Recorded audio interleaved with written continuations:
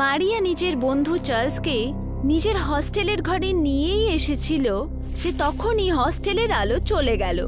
ও god, এত ঠান্ডায় light এক্ষুনি যেতে হচ্ছিল আর ভালো হিটারটাও বন্ধ হয়ে গেল। কোনো ব্যাপার না মারিয়া, আমি ক্যান্ডেল জ্বালিয়ে নিচ্ছি। একটু আস্তে বলো চার্লস, আমাদের হস্টেলের ওয়ার্ডেন খুবই স্ট্রিক্ট। যদি উনি ভুল করে তোমার আওয়াজ শুনতে পায় না তাহলে আমাকে এক্ষুনি হস্টেলের থেকে বাইরে বার করে দেবেন। চার্লস হাসতে হাসতে ক্যান্ডেল জ্বালিয়ে দিল। হঠাৎই চার্লস চিৎকার করে উঠল, তুমি পাগল তো হয়ে যাওনি? চিৎকার করে কি পুরো হস্টেলকে জাগিয়ে দেবে নাকি? এটা আবার কি ধরনের মজা হলো? চার্লস কাঁপতে কাঁপতে আঙুল দিয়ে ছাদের দিকে ইশারা করলো। ওটা আবার কি মারিয়া? মারিয়ার নজর যেই রুমের ছাদের দিকে গেল তখন ভয় ওর গলা দিয়ে চিৎকার বেরিয়ে গেল। পরের দিন মারিয়া আর চার্লসের মৃতদেহ হস্টেলের চার্চের সামনে বানানো পুরনো কুয়ার সামনে পাওয়া গেল। এই ঘটনার 6 মাস পর এনা হাতে মার্কশিট নিয়ে নিজের ঘরে ঢুকলো আর নিজের বাবাকে দেখে খুশিতে বলল, ড্যাডি দেখো, আমি পুরো কলেজের মধ্যে টপ করেছি। এ তো খুবই ভালো কথা মা, আমি সবসময় তোমাকে নিয়ে গর্ব করতে পারি। তোমার যতটুকু পড়ার ছিল তুমি পড়ে নিয়েছো, এখন তোমার বয়স বিয়ের হয়ে গেছে। তুমি কি পাগল হলে নাকি? আমার মেয়েটা টপ করেছে বুঝলে, আমি ওকে এর পরেও পড়াশোনা করাতে চাই। তুমি তো আমার মনের কথা বলে দিলে ড্যাডি। আমি কলেজে তোমার অ্যাডমিশনের ব্যাপারে কথা বলেছি, কিন্তু তোমাকে ওখানে হস্টেলে থাকতে হবে। তা তুমি থাকবে তো? হ্যাঁ ড্যাডি, কেন পারবো না।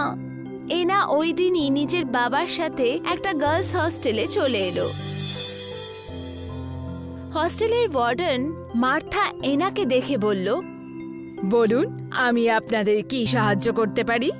আমার এই কলেজের হস্টেলে নতুন অ্যাডমিশন হয়েছে, আপনি কি আমাকে আমার ঘর বলে দেবেন? হ্যাঁ নিশ্চয়ই। এটা বলেই মার্থা এনার দিকে তাকালো আর কিছুক্ষণের জন্য শান্ত হয়ে গেল। এই যে হলো আপনার রুম, আর এটা হলো আপনার রুমের চাবি। আমার রুমের নাম্বার কি? ওটা চাবির ট্যাপে লেখা আছে, রুম নাম্বার 101। থ্যাঙ্কস। কোনো ব্যাপার না, কোনো রকম সমস্যা হলে আমাকে ডেকে নিও। হ্যাঁ নিশ্চয়ই। এনা নিজের বাবাকে বাই বাই বলে নিজের ঘরের দিকে যাচ্ছিলই তখনই কেউ পিছন থেকে এসে ওর কাঁধে হাত রাখলো। এনা দেখলো তো ওখানে কাউকে দেখতে পেল না। কি হলো মা, তুমি থেমে গেলে কেন? কি জানি ড্যাডি, আমার এরও মনে হলো যেন পেছন থেকে কেউ কাঁধে আমার হাত রাখলো। এটা তোমার মনের ভুল, বুঝেছো? কিছুক্ষণ পর এনার বাবা ওকে হস্টেলের ঘরে ছেড়ে নিজের গ্রামের উদ্দেশ্যে রওনা দিয়ে দিল। এনা নিজের ঘর থেকে বেরিয়েই ছিল তখনই একজন মেয়ে এসে এনার রাস্তা আটকে দিল। কে তুমি? আর তুমি আমার রাস্তা আটকে দিলে কেন? আমার নাম জুলিয়া। তুমি রুম নাম্বার 101-এ শিফট হয়েছো না? হ্যাঁ, কিন্তু তুমি কেন জিজ্ঞেস করছো? ওখানে থেকো না, না হলে মৃত্যু তোমার নিশ্চিত। কি বাজে কথা বলছো তুমি? তুমি আসলে কে? তোমার এই কথা জেনে কোনো লাভ হবে না। তোমার আমার কথা মন দিয়ে শোনা উচিত। যত তাড়াতাড়ি সম্ভব ওই ঘরটা ছেড়ে দাও, এরপরে তোমার ইচ্ছা। এনা রেগে গিয়ে আগে এগিয়ে গেল আর বিড়বিড় করতে লাগলো। নিজেকে মনে কি করে এই মেয়েটি? এইটুকু বলে এনা যেই পেছনে ঘুরিয়ে তাকালো তো ওখানে জুলিয়া আর ছিল না। ও আবার কোথায় অদৃশ্য হয়ে গেল? এনা নিজের ঘরের দিকে চলে গেল। এনার রুমের ব্যালকনি থেকে চার্চের সামনের কুয়া খুব পরিষ্কারভাবে দেখা যেত। এনা ওখানে দাঁড়িয়েছিল আর তখনই ও কুয়োর সামনে একটা ছায়া দেখতে পেল, কিন্তু পর মুহূর্তেই ওই ছায়া গায়েব হয়ে গেল। এনার হঠাৎই খুব ঘুম পেল আর ও যখনই পেছনে ঘুরে তাকালো তো পেছনে জুলিয়া দাঁড়িয়েছিল, যে চোখের পাতা না নাড়িয়েই এনাকে দেখে যাচ্ছিল। আর ওকে দেখে না জানি এনার কেন গায়ের লোম খাড়া হয়ে গেল। ও ভয় পেয়ে কাপা গলায় বলল, আসলে তুমি কে? আর তুমি কখন চুপি চুপি আমার ঘরে চলে এলে? তোমার পায়ের আওয়াজও আমি শুনতে পেলাম না। তখনই হঠাৎ জুলিয়া আবার অদৃশ্য হয়ে গেল। আরে ও আবার কোথায় চলে গেল? কিছুক্ষণ আগেই তো এখানে ছিল। আরে এসব হচ্ছেটা কি? এই যা কিছু আমি দেখছি তা কিছু সত্যি নাকি আমার ভুল ধারণা?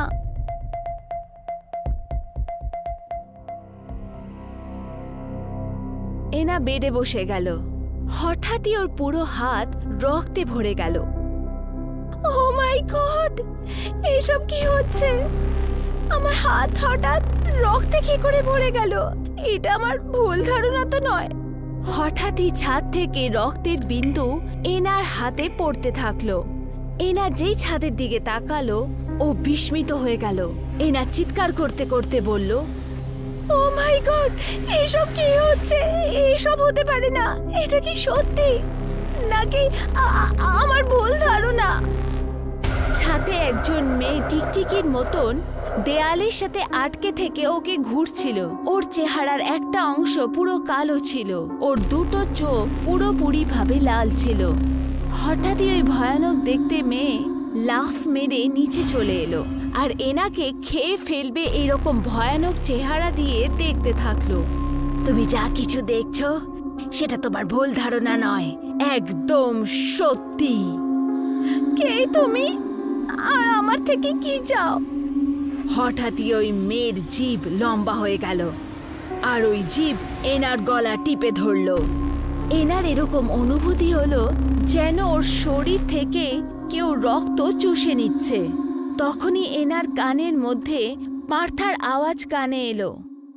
কি হয়েছে তোমার? তুমি কি কানে কালা? আমি এতক্ষণ ধরে তোমায় ডাকছি, তুমি কোনো উত্তরই দিচ্ছ না, একদম শক্ত হয়ে দাঁড়িয়ে আছো। হঠাৎই এনা নিজেকে একলা দেখতে পেল।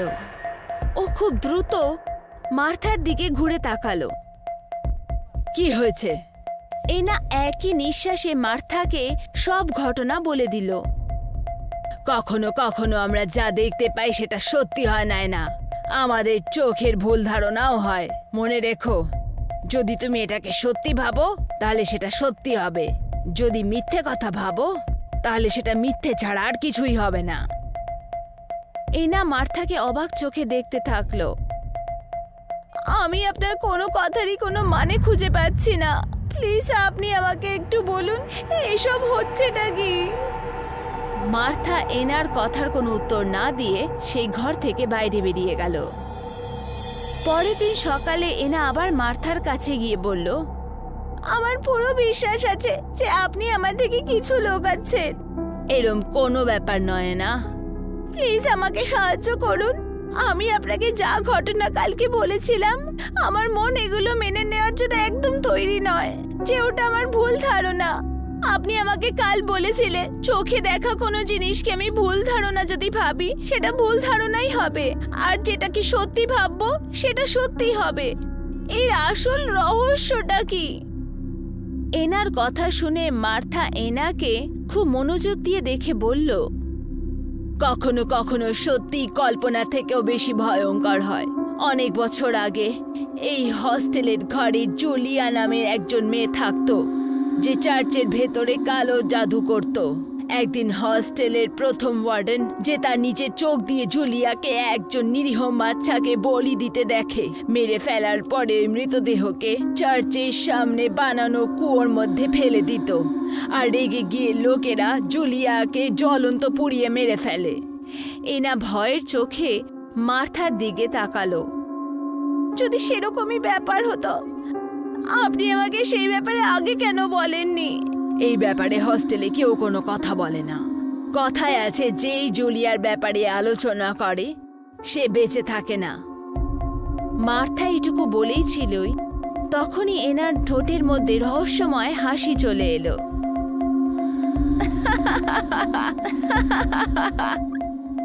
এই হঠাৎ করে তোমার কি হলো? তুমি হাসছো কেন?